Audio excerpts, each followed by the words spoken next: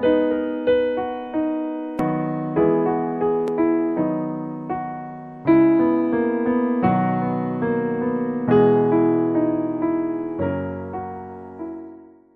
pregunto, ¿ustedes han notado en sus lecturas personales, cualquier texto que estén estudiando, que las escrituras son muy sinceras? Para darles un ejemplo, mientras Jesucristo estaba siendo golpeado, humillado y crucificado, los discípulos, su círculo más cercano, estaba derrotado. Y eso nos lo muestran las escrituras, son sinceras. En ningún lado encontramos a los discípulos siendo los héroes, para nada. Por el contrario, vemos que estos hombres, en ese momento, cuando Jesucristo fallece, es crucificado, fallece y luego es enterrado, estos hombres, ¿qué hicieron? Se fueron de pesca, ¿recuerdan? Para tener un poco más de alivio a esos momentos que estaban en ese momento estaban pasándola mal y tenían un problema grande, se les había muerto su líder. Pero ellos ni siquiera podían pescar, no les estaba funcionando ni siquiera la pesca, a pesar de que eran unos expertos. Y son estos discípulos, estos son los que emprenderán la tarea más grande e importante de toda la historia de la humanidad, y es la iglesia.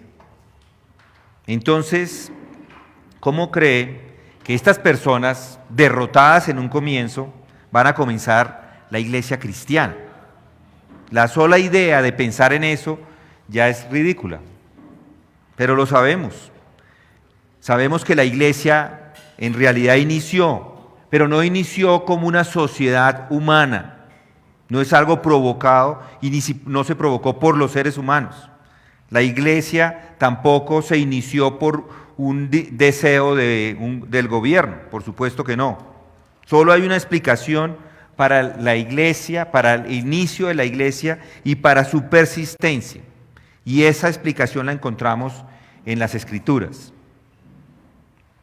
Hoy vamos a ver un aspecto acerca de la iglesia, y es este el aspecto. ¿Cómo es que alguien llega a ser parte de esta sociedad espiritual llamada iglesia cristiana? ¿Cómo alguien llega a ser miembro de esta comunidad de personas vivas espiritualmente que encontramos en el libro de los Hechos? Y una pregunta más directa, ¿cómo es que alguien llega a ser cristiano? Y esto es muy importante saberlo. Muchos de ustedes, yo estoy seguro de que lo conocen, es muy importante mantenerlo presente en sus vidas. Es urgente tenerlo en la mente. Y además de que es urgente, yo creo que hay una solemnidad alrededor de la conversión en la que debemos siempre estar meditando. Es urgente considerar el destino final de cada uno, el destino final de este mundo, inclusive. Y de hecho les pregunto, ¿hay algo más importante que el destino final? Que entender ese destino final. ¿Hay algo más importante que eso? En el libro de Hechos, Lucas nos da la respuesta a esa pregunta. ¿Cómo es que alguien llega a ser cristiano? Y la respuesta no es algo vago o indefinido, sino es algo bien concreto y es algo muy claro. Hay un momento en que una persona no es cristiana, y hay otro momento en que una persona es cristiana. Ese día de Pentecostés, 3,000 personas no eran cristianas. Y en un instante después, esas 3,000, después de escuchar el sermón de Pedro, se convirtieron. Algo les sucedió a estas personas. Se movieron de una posición en la que estaban a la otra. Fueron agregados a la iglesia, como dice Hechos 2:41. Entonces los que habían recibido la palabra fueron bautizados y se añadieron aquel día como 3,000 almas. En un momento no pertenecían y al momento siguiente ya pertenecían. Pero hay un problema. Si le pregunto a las personas que se llaman a sí mismos cristianas, ¿Qué significa convertirse en cristiano? Muchos no lo saben. Para los legalistas, por ejemplo, sostienen que la convicción o la salvación mejor viene a través de un sistema de justicia por obras. Ellos creen que cumplir la ley les mete en el reino de los cielos, que mientras la cumplan ya están. Tienen una serie de normas que cumplen y que creen que son suficientes para darles la entrada. Y en ese entonces eran los judíos fariseos. Eso hacían. Pero igual hoy hay muchos que así creen, que portarse bien es suficiente. Pero sabemos que por las obras de la ley nadie, ningún ser humano será justificado delante de Dios. Romanos 3:20. O hay el enfoque moralista. Es algo parecido a los legalistas. El moralista, cree que está muy bien o que va a estar bien para toda la eternidad mientras sus buenas obras superen las malas obras en la balanza de Dios. Pero Efesios 2:8 no lo dice, porque por gracia habéis sido salvados por medio de la fe, y esto no de vosotros, sino que es un don de Dios, no por obras para que nadie se gloríe. Por otro lado, tenemos algunos otros, aquellos en ese tiempo eran los judíos que pensaban que por su herencia racial iban a entrar. Pero Juan el Bautista les dijo lo siguiente, les advirtió a estas personas y les dijo: no presumáis que podéis deciros a vosotros mismos, tenemos a Abraham por padre, porque os digo que Dios puede levantar hijos a Abraham de estas piedras, y el hacha ya está puesta a la raíz de los árboles. Por tanto, todo árbol que no da buen fruto es cortado y echado al fuego. Mateo 3:9 y 10. La verdad es que no todos los descendientes de Israel son Israel. Romanos 9:6. Hay otros, los universalistas, piensan que todos van a ser salvos. Creen que todos van a ser justificados al fin de los tiempos, porque como Dios es bueno, pero Jesús les dice con claridad: entrad por la puerta estrecha, porque ancha es la puerta y amplia es la senda que lleva a la perdición, y muchos son los que entran por ella. En realidad el universalismo aquí está completamente desechado. O el ritualista, que tiene la idea de que la salvación viene por observar rituales. Piensan, por ejemplo, que el bautismo los entra al reino de los cielos. Yo tengo que bautizarme porque es el camino de entrada, dicen algunos. Y la salvación no viene por rituales, sino por fe en Jesucristo. Ellos no entienden que con el corazón se cree para justicia y con la boca se confiesa para salvación. Todas estas personas están erradas. Pero yo no estoy hablando de incrédulos. Yo estoy hablando de que estos mismos están dentro de la iglesia y eso es lo que creen. Los mismos que se llaman creyentes creen que estas maneras son las formas de entrar al reino de los cielos. Las personas de la iglesia. Y Pedro da la respuesta correcta a esa pregunta: ¿cómo ser salvo y cómo formar o hacer parte de la iglesia? En el pasaje que tenemos hoy nos lo deja claro. Leamos el texto, versículo 37, capítulo 2, versículo 37. Al oír esto, compungidos de corazón dijeron a Pedro y a los demás apóstoles: hermanos, ¿qué haremos? Y Pedro les dijo: arrepentidos y sed bautizados cada uno de vosotros en el nombre de Jesucristo para perdón de pecados, y recibiréis el don del Espíritu Santo. Porque la promesa es para vosotros y para vuestros hijos y para todos los que están lejos, para tantos como el Señor nuestro Dios llame. Y con muchas otras palabras testificaba solemnemente y les exhortaba diciendo: sed salvos de esta perversa generación. Entonces los que habían recibido su palabra fueron bautizados y se añadieron aquel día como 3,000 almas. Vamos a pedirle al Señor que nos guíe en el estudio de estos textos. ¿Quiere por favor inclinar su rostro? Padre, sabemos que tu palabra es la que nos transforma, es la que nos cambia el entendimiento, nos cambia la manera de pensar y nos ayuda, Señor, a ser transformados a la imagen de tu Hijo Jesucristo, y eso es lo que te pedimos, te clamamos en este día. Te rogamos, Señor, que cambies el entendimiento de nosotros por un entendimiento correcto acerca de este tema tan importante que es la salvación, y esto te lo pedimos en el nombre de Cristo Jesús. Amén. Ya hemos leído estos versículos que son bastante profundos y quiero pasar un tiempo meditando en ellos, pero vamos a empezar estudiando el versículo 37. Ahí vamos a quedarnos y ahí vamos a meditar un poco hoy. Volvamos a leer esa porción del versículo 37. Al oír esto, compungidos de corazón. Paremos ahí. ¿Cómo llegaron estas personas a estar compungidas de corazón? ¿Qué sucedió? Yo les digo, no fue la predicación de Pedro. Si lee el sermón de Pedro, verá que él cita escrituras, que desarrolla claros argumentos. Los desarrolla, por cierto, muy bien. Tiene lógica en su argumento. Es un argumento sólido. Elabora un buen caso y no hay forma de cómo contradecirlo. Pero el sermón de Pedro no son más que unas letras, palabras puestas en un orden en particular. Eso no explica el hecho de que 3,000 almas se convirtieron. Lo que explica, o qué es lo que explica que estaban compungidos de corazón, es mejor. Es lo que explica y lo que da respuesta a eso es el Espíritu Santo. Los hombres y las mujeres que estaban allí escucharon una exposición de ciertas escrituras del Antiguo Testamento, se sintieron en problemas, estaban perturbados y quedaron compungidos de corazón. Esa es la obra del Espíritu Santo. Y yo les digo que nunca habría existido una iglesia si no fuera por el Espíritu Santo. El Espíritu Santo es el que la forma. El Espíritu Santo es el que permite que la iglesia persista.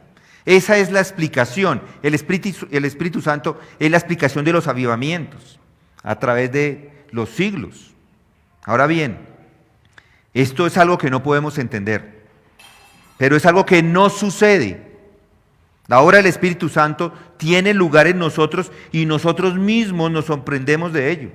No es algo que usted o yo hagamos. Permítame dejar esto bien claro desde el principio. Usted no se puede hacer cristiano. No se puede.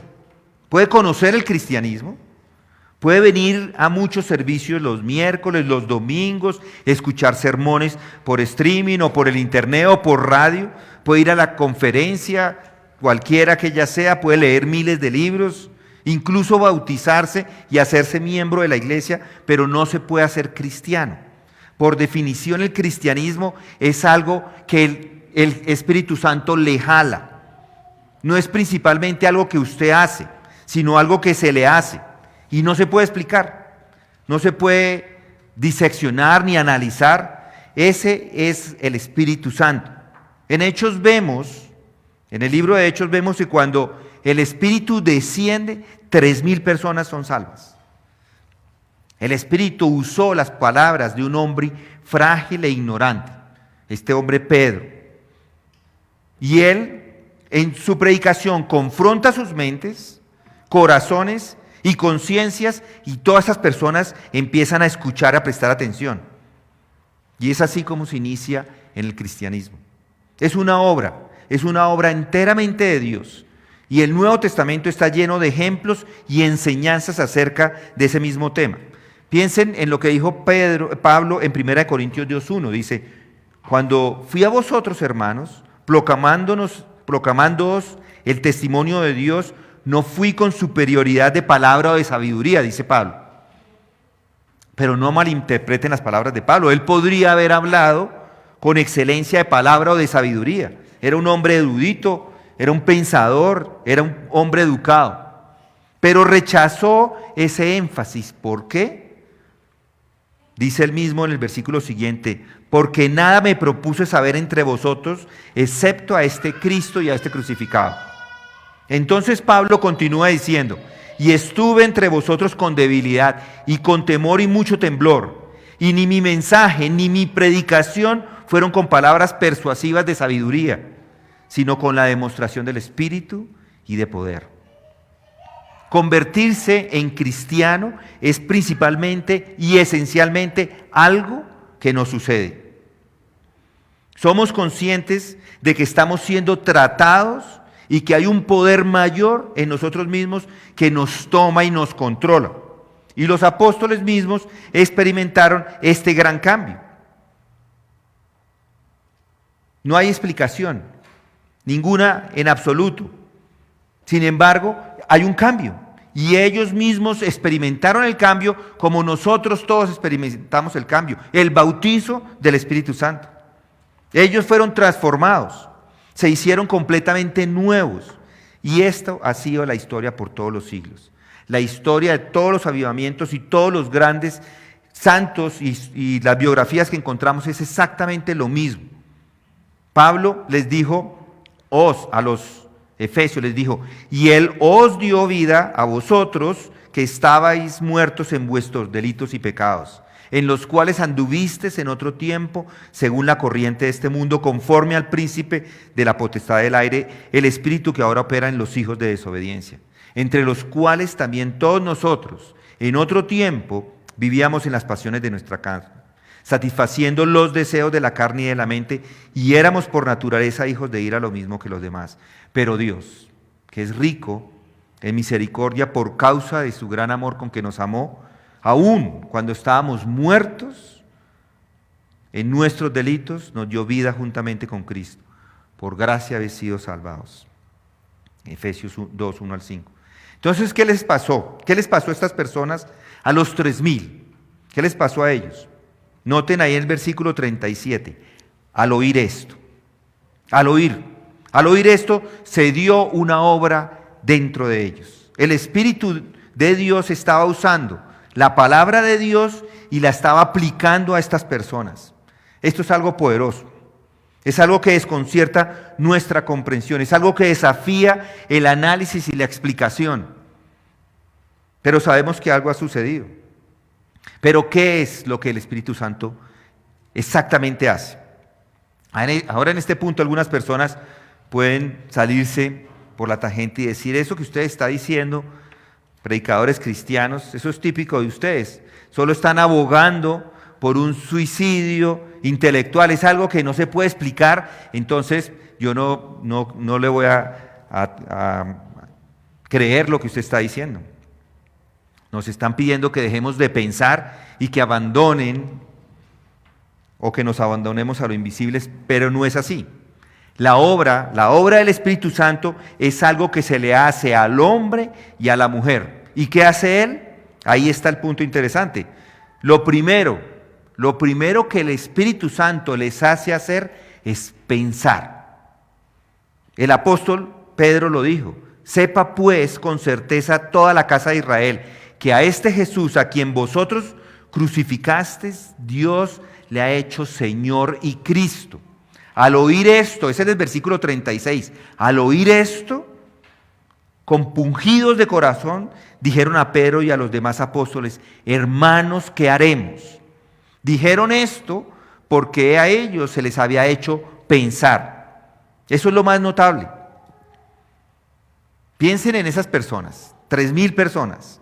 Eran parte de la multitud que unas semanas antes, unos momentos antes, cuando Jesús de Nazaret estaba en juicio, ellos estaban gritándole, fuera, crucifíquenlo, queremos a Barrabás. Si recuerdan, estos fariseos y saduceos, los doctores de la ley, estos hombres inteligentes, estos políticos, estos eclesiásticos, se encontraban en problemas por la enseñanza de Jesús de Nazaret y por eso habían decidido deshacerse del hombre. Estos líderes religiosos incitan y manipulan a la multitud que antes había adorado al Señor. Ellos lo habían rodeado en esa cabalgata que venía a Jerusalén en un pollino y cantaban Hosana al Rey, al Hijo de David. Esta multitud en ese momento no pensaba, estaba descuidada y se había dejado llevar por los clichés sin pensar en absoluto, simplemente estaban adorándolo, pero solo unos instantes después cambian sus opiniones y fueron cegados por el Dios de este mundo y gritaron, crucifícalo.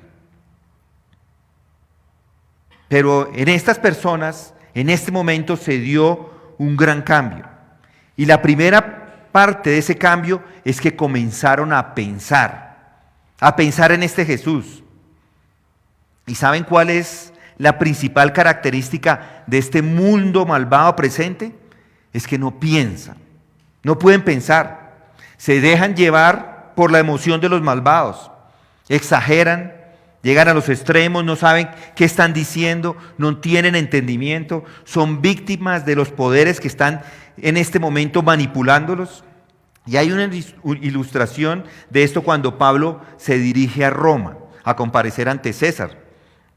Recuerdan que lo llevan ante César, la barca naufraga en un lugar, y en Hechos 28, versículo 2 dice: los habitantes nos mostraron toda clase de atenciones. Ellos ya han naufragado, ya han llegado a esta isla, porque a causa de la lluvia que caía y del frío, encendieron una hoguera y nos acogieron a todos. Noten acá, pero cuando Pablo recogió una brazada de leña y le echó al fuego, una víbora salió huyendo del calor y se le prendió en la mano. Y los habitantes, al ver el animal colgado de su mano, decían: sin duda este hombre es un asesino, pues aunque fue salvado del mar, justicia no le ha concedido vivir.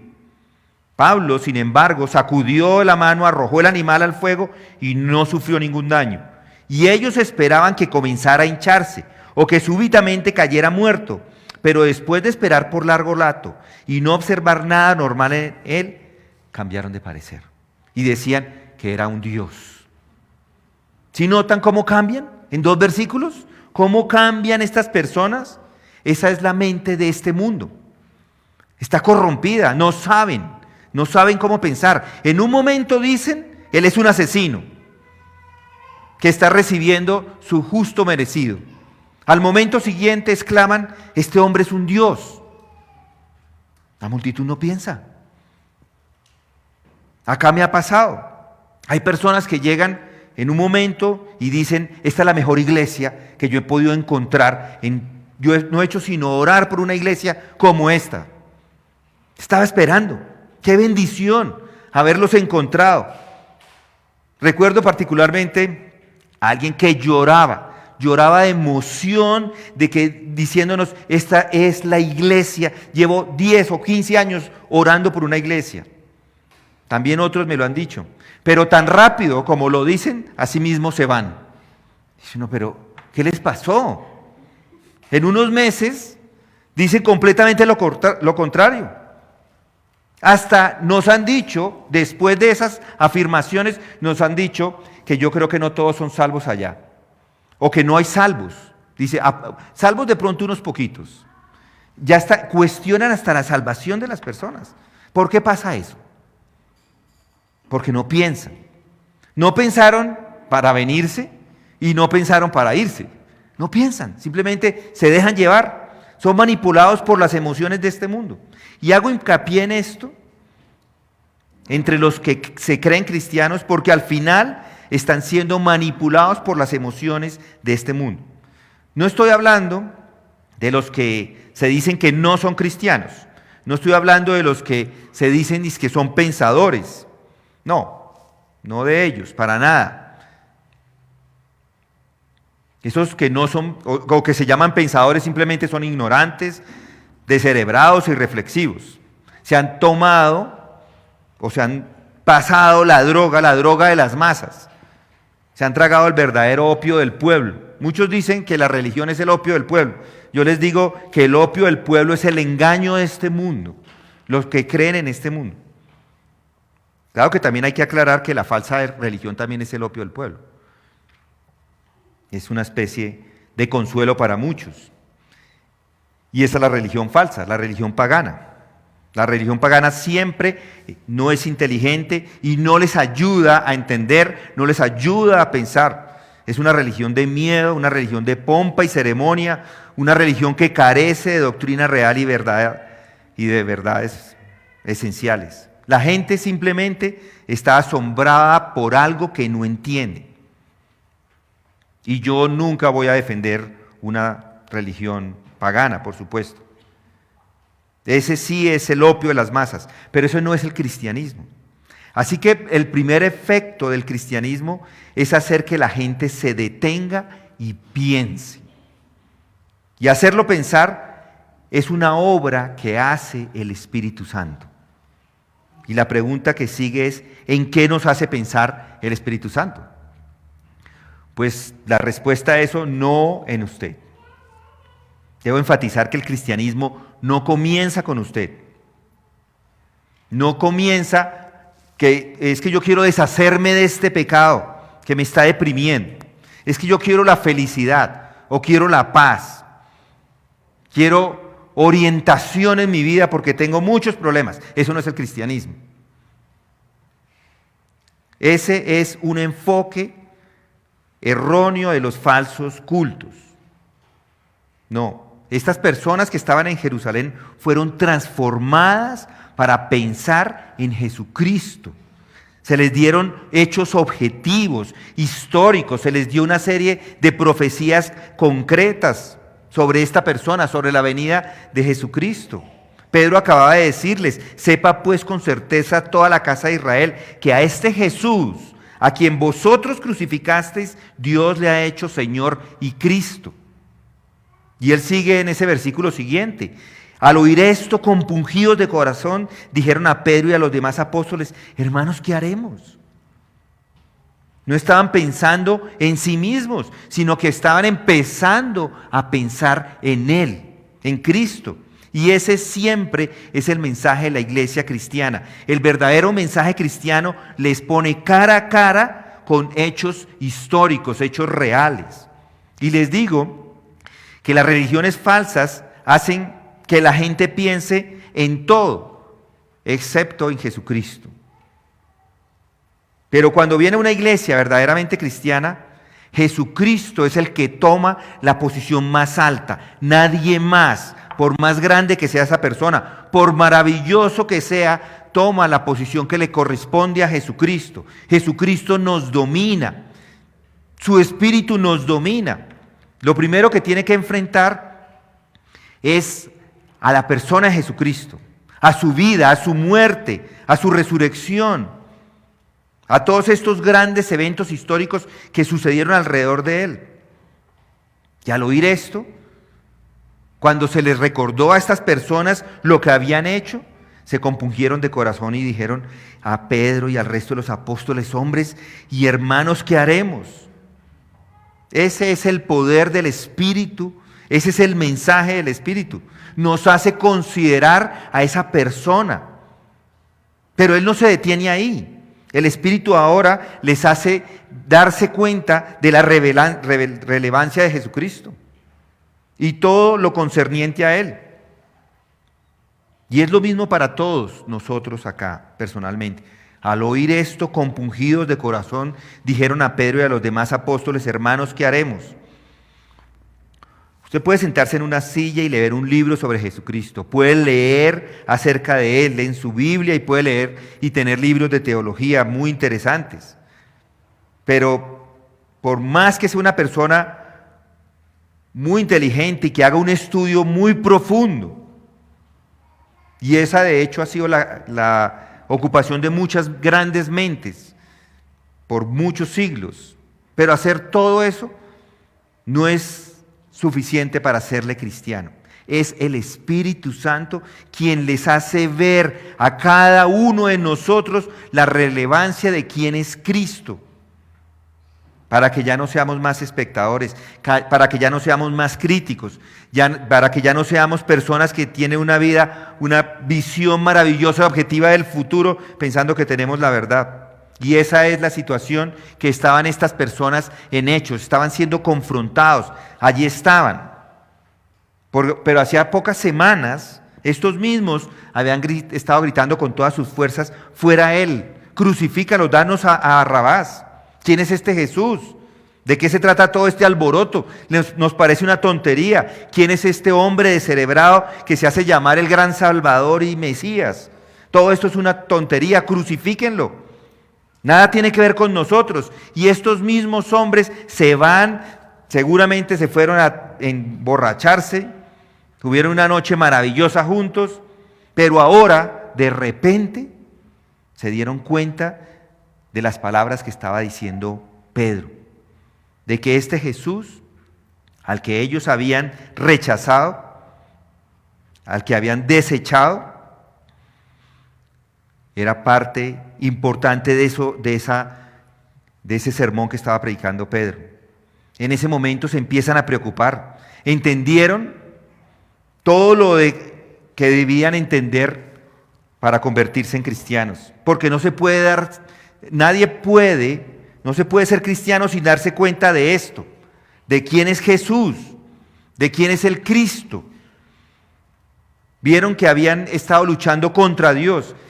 Se dieron cuenta que habían rechazado a su Cristo. Con sus voces lo habían llevado hasta la cruz. Habían animado a las autoridades a crucificarlo. La crucifixión había sido llevada a cabo por el veredicto popular, el de ellos. Y este sigue siendo el evangelio cristiano hoy. Y está dirigido a todos en el mundo entero hoy. Puede decirme, ¿puedo entenderlo? En el caso de esas personas, pueden decir algunos. Literalmente habían gritado fuera con él. En cierto sentido, estas personas fueron los responsables de su asesinato. Yo tal vez nunca hubiera dicho eso, algunos podrían decir.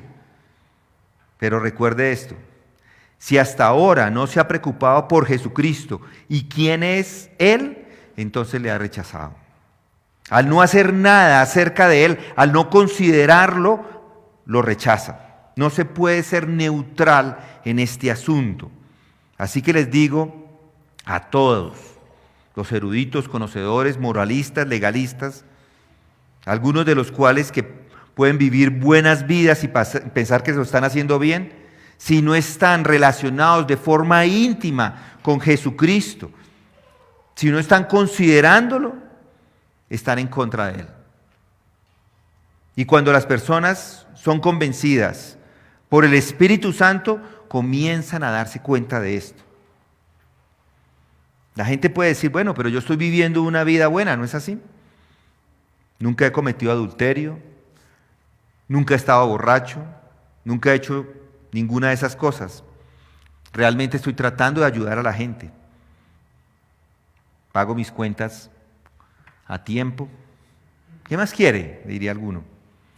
Pero el Espíritu Santo les muestra que Jesucristo vino al mundo a salvar a los pecadores y que este mundo entero está en estado de pecado y eso los incluye a todos.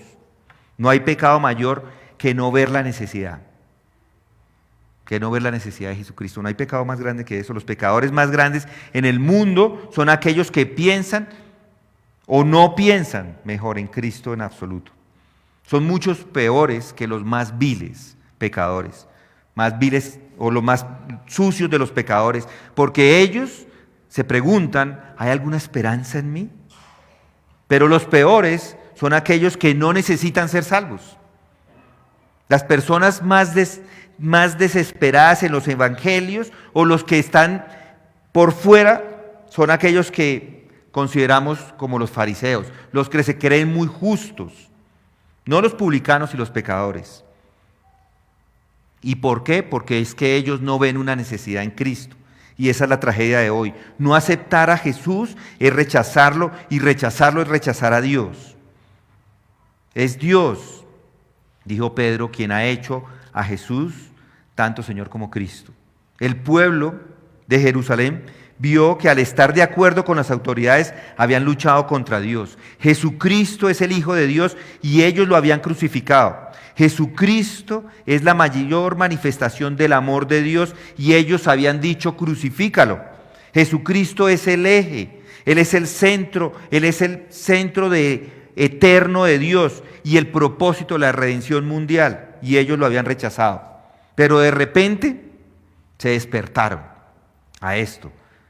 Habían gritado sin pensar, pero ahora se van a casa y se les hizo pensar. Y eso, por supuesto, conduce a la convicción, y la convicción conduce al temor de Dios. Noten esas palabras. Noten el temor que está ahí de este pueblo en Jerusalén. Al oír esto, compungidos de corazón, dijeron a Pedro y a los demás apóstoles: hermanos, ¿qué haremos? Esto no es un interés intelectual en Jesús, no es un vaivén de opiniones, esto es temor. ¿Qué haremos? Estaban conscientes de que estaban en problemas. Fueron compungidos en su corazón, estaban condenados y asustados. ¿Por qué? Porque se les habían hecho ciertas preguntas. Y así fue como estas personas se convierten en cristianos. ¿Alguna vez se han hecho estas preguntas ustedes mismos? ¿Alguna vez se han preguntado: ¿por qué he estado tan despreocupado por Jesucristo? ¿Cuánto tiempo he vivido en este mundo y no le he puesto atención? ¿Cuánto tiempo piensa en Él? ¿Ha sido Él central en mi vida de pensamiento? ¿Está mi vida dominada por el hecho histórico que sucedió hace 2000 años? Cuando Dios envió a su Hijo unigénito a este mundo. ¿Se ha preguntado quién es este Jesús? Porque los años inclusive están contados desde su venida, antes de Cristo y después de Cristo. Y de repente se da cuenta de que nunca se ha hecho estas preguntas. Nunca se ha preguntado: ¿quién es este Jesucristo? Puede ser que sepa todo de Él, pero nunca ha leído los evangelios, nunca ha leído la Biblia, cree que lo sabe pero no lo sabe. Cuando se despierta y se detiene y se hace estas preguntas, cuando algo está pasando en su vida, es la obra del Espíritu Santo.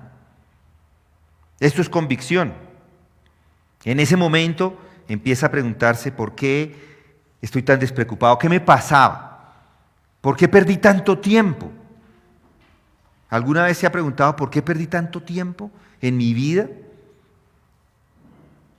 Llevarlo a esas preguntas solo lo hace el Espíritu Santo. El Espíritu Santo le hace hacer esas preguntas, y son preguntas dolorosas. Aquí está la verdad, es un hecho, mis hermanos. La gente de hoy nunca se pregunta qué es el hombre ni siquiera. Siguen diciendo que la gente es maravillosa, que el hombre del siglo XXI es maravilloso en todo sentido. Simplemente siguen repitiendo los clichés que dicen todos los días el periódico o el internet. Siempre están siendo elogiados y están alabándose unos a otros, pero no se detienen a preguntarse qué ha hecho la gente de este mundo. No se detienen siquiera a preguntarse qué es el hombre. ¿Cuál es el sentido de la vida del hombre? ¿Para qué trajo Dios al hombre a este mundo? Son ignorantes acerca del Evangelio, del significado del Evangelio. Son ignorantes acerca de la muerte. La muerte, suelen decir muchos, es el final de la vida. Es el final de una gran carrera. La muerte es solo el fin. Y la muerte, sí, es cierto, hace que las personas se sientan solemnes, pero ni siquiera piensan en ellas. Nosotros voy y hago a veces funerales y muchos en ese momento están muy compungidos, están muy dolidos por la muerte de una persona. Eso sucede en todos los funerales, pero no piensan en la muerte ellos mismos. Pero ahora el Espíritu Santo es el que le hace pensar en la muerte. ¿A qué conduce la muerte? Y la Biblia lo responde. Y así como está decretado que los hombres mueran una sola vez y después de esto el juicio, el alma continúa y permanece en la presencia del Dios eterno que nos hizo, y nosotros somos responsables todos. ¿Qué puede hacer?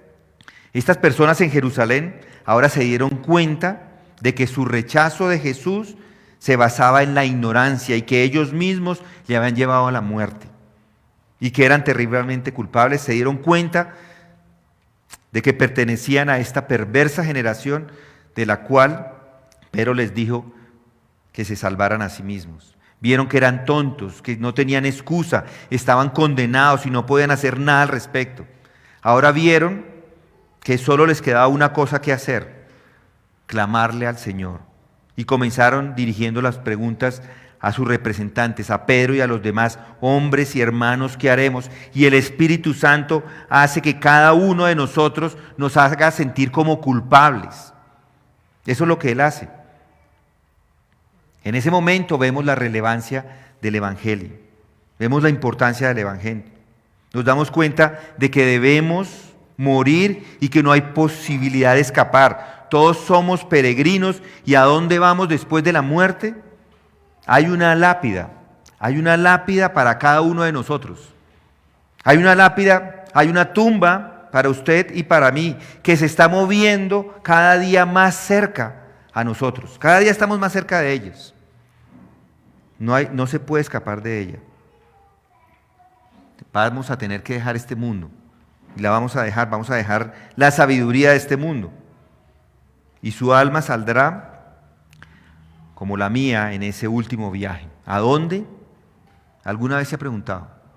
¿Se ha hecho esa pregunta? Es una locura no hacérsela. Por eso es que esta multitud irreflexiva que tenemos hoy, la multitud de hechos y la multitud de este mundo, nunca se hace esas preguntas. La muerte no es el final del viaje. La muerte es segura, inevitable, inexorable. Pero ¿a dónde irá? ¿No lo sabe? ¿No tiene miedo? ¿No cree que ya es la hora de que empiece a preocuparse? Hombres y hermanos, ¿qué haremos? Y la respuesta está en el versículo siguiente. Arrepiéntase. Arrepentidos y sed bautizados cada uno de vosotros en el nombre de Jesucristo para perdón de vuestros pecados, y recibiréis el don del Espíritu Santo. ¿Se ha entendido todo lo que he estado diciendo hasta este momento?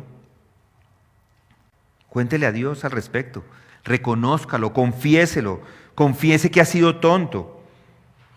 Confiese que toda su jactancia es basura, reconozca toda su arrogancia, admita que ha pecado contra Él. Eso es arrepentimiento. Simplemente hacer una confesión abierta, sin ninguna reserva en absoluto. Si se arroja enteramente a la misericordia y al amor de Dios después de arrepentirse, dígale a Dios que ha vivido para el mundo. Dígale que ha puesto a otras personas delante de Él. Caiga ante Él y confiese que no merece nada más que el castigo, que no tiene nada más que suplicar, que no tiene excusa. Eso es arrepentimiento. Eso es invocar al Señor, como Joel lo había profetizado. El que invoque el nombre del Señor será salvo. Y en el momento en que invoque a Dios en arrepentimiento, Él lo va a ver, le sonreirá y le dirá: está bien, envía a mi Hijo amado por ti. Así lo hará. Cree en Él, cree que Él murió por sus pecados y agradézcale. Entonces se va a entregar completamente a Él. Sométase a Él, cueste lo que cueste, y bautícese. En esa época bautizarse era difícil para los nuevos creyentes.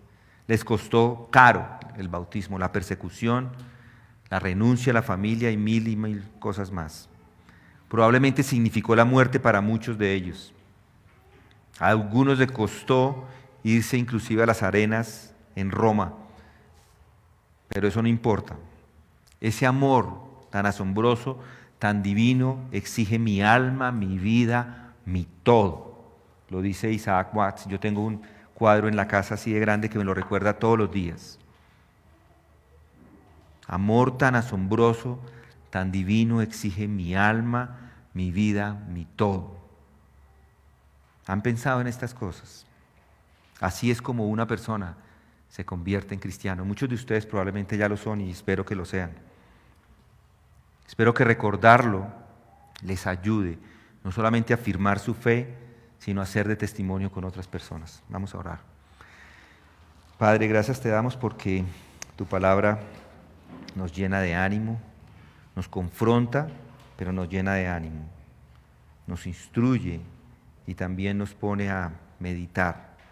Gracias, Señor, porque estás cambiando cada día más nuestro entendimiento acerca de quién eres tú, de quién es tu Hijo, de la naturaleza de nosotros como hombres, y te pedimos que ese Espíritu Santo que obró en la vida de todos estos hombres estas 3.000 personas también obre en medio de nosotros. Que si hay alguno de nosotros aquí en medio que no ha creído, Señor, haz esa obra regeneradora en su vida.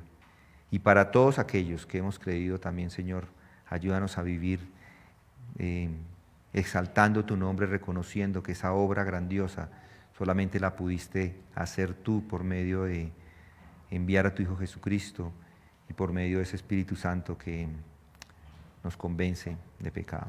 En el nombre de Cristo oramos. Amén.